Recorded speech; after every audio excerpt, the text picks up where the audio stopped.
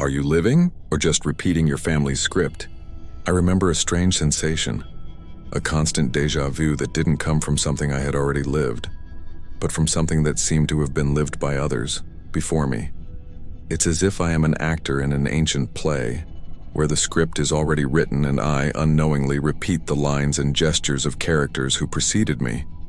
My life, at times, feels like an echo, a reverberation of choices, fears, and destinies that I don't feel are mine, yet they manifest with an irresistible force. This is unconscious repetition, the melody of a pattern I didn't choose, but which defines me. My home, my nest, was a stage where the same scenes unfolded, the same emotions pulsed, the same phrases were uttered, generation after generation. It was a subtle, invisible family programming, yet as powerful as chains. I learned, without anyone explicitly teaching me, that love came with sacrifice, that pain was inevitable, that joy was fleeting. Intimate alienation began there, a distancing from my own desires, my own truth, in the name of a fidelity to a script that wasn't mine. I feel a strange familiarity with dramas I didn't live, with absences I didn't suffer, as if my soul were a repository of genetic memories, a library of destinies. The destiny not chosen is the shadow that pursues us nameless. I look into the mirror, but the image it returns is of someone constantly performing. A programmed dance whose steps were not created by me, but passed down from generation to generation. It's family programming in action, a set of rules and expectations so deeply internalized they became my own truth. Every choice, every reaction, every relationship seems to follow a pre-established pattern, an invisible script that prevents me from deviating. This is my unconscious repetition, a melody I play without knowing the original score. Intimate alienation deepens, for I live a life that doesn't feel entirely mine. There's a distancing from my own desires, my own authenticity, in the name of fidelity to a destiny I didn't choose. My successes feel like echoes of others' victories, my pains, reflections of past sufferings. The inner voice screaming for originality is muffled by the chorus of ancestral voices, whispering, "That's how it should be. That's how it always was." This is my transparent, invisible prison. My body often is the first to feel the weight of this repetition. A chronic fatigue no sleep cures, a causeless anxiety pulsing in my veins, an existential discomfort preventing peace. It's the soul crying for its own script, for a story not written by the past. To live without choosing is to dance to the rhythm of a song that isn't yours. My relationships at times feel rehearsed. The same conflicts, the same dynamics, the same bitter endings. It's the unconscious repetition of affective patterns, an inheritance of bonds I didn't choose, yet they manifest in every attempt to love and be loved. These are the invisible chains of family programming, binding me to cycles of pain, abandonment, or dependency, even when my conscious mind longs for something different. Intimate alienation deepens, for I realize the love I seek is, in fact, an echo of a hunger not entirely my own. Unconscious fidelity to my ancestors' traumas and relationship models prevents me from experiencing authentic connection. I feel like a ghost in my own affections, an observer of a script unfolding, and I, powerless, merely repeat the steps. The fear of breaking this pattern is profound. It's the dread of betraying an invisible loyalty that somehow guarantees my security, even if it's a security in pain. The inner voice whispers, "If you are different, you will be alone. You will no longer belong." As Carl Jung taught us, until you make the unconscious conscious, it will direct your life and you will call it fate. And for a long time I called this repetition fate. My body often somatizes this conformity. A lump in my throat preventing sincere affection, tension in my shoulders carrying the weight of relationships not lived by me, but by my ancestors. Repeating old patterns is living the life of a ghost in your own body. There's a dream that haunts me, not with images, but with a sense of restlessness, of a path that should be mine, but constantly deviates. It's the pattern you didn't choose manifesting as a predefined life script. My aspirations, my ambitions, often feel like echoes of desires not truly mine yet passed down as inheritance. Family programming wasn't limited to behaviors. It infiltrated my very dreams, convincing me that certain lives are for me and others forbidden. I feel the weight of expectations not born from me but silently planted. Intimate alienation deepens each time I pursue a goal that, deep down, doesn't resonate with my soul. It's the pain of living a life that, though successful in the world's eyes, is a disguise, a performance to honor an unconscious pact. The inner voice meant to be my compass is muffled by the collective ancestral voices dictating what is right, what is safe. This is my prison, built with bricks of duty and obligation, a cage of conformity. My body in this process tires in a way sleep can't repair, an invisible exhaustion that hits the soul. It's vital energy draining, trying to fit a mold that isn't mine. The imposed dream is the cruelest prison for the soul's freedom. There is an echo of trauma that isn't mine, yet it resonates in my most primitive reactions, in my most irrational fears. It's the unconscious repetition of a pain not processed by previous generations, a burden manifesting in my own experience as causeless anxiety, as sudden panic attacks.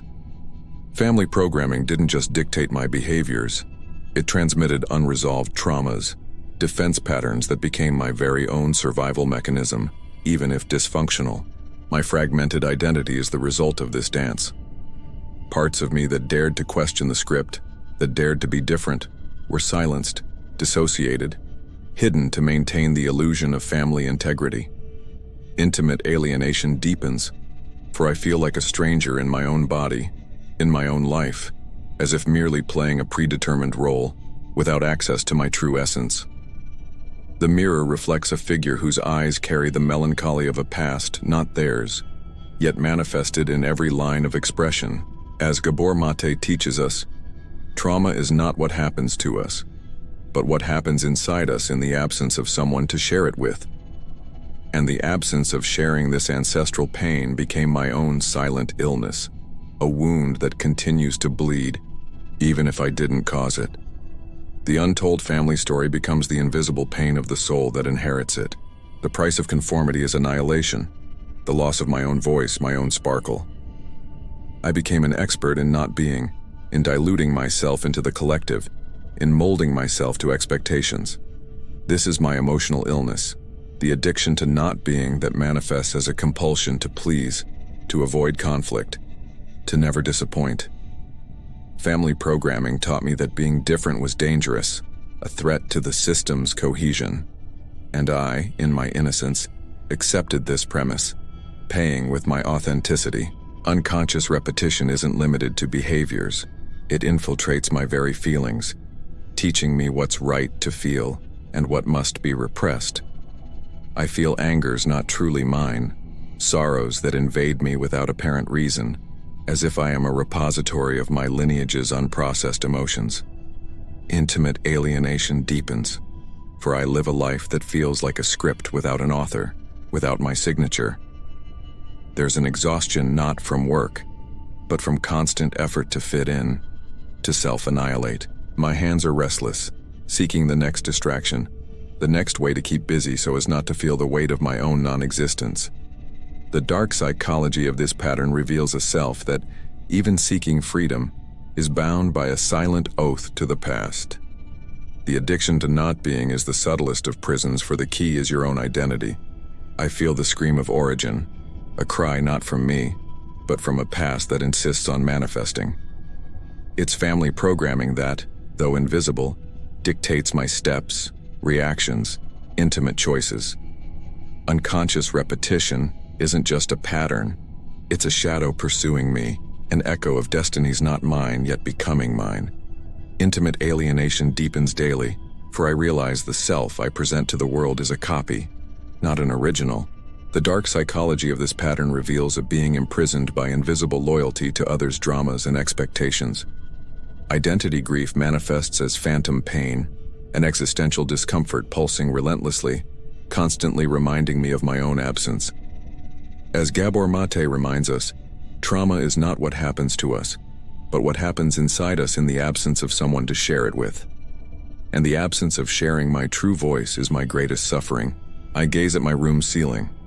It reflects a cloudless, indifferent sky, mirroring my solitude, my renunciation of peace. It's a life unfolding without my full participation, a spectacle where the protagonist is never truly me. Nowhere to run, no one to ask for help. The solitude of this burden is my only companion.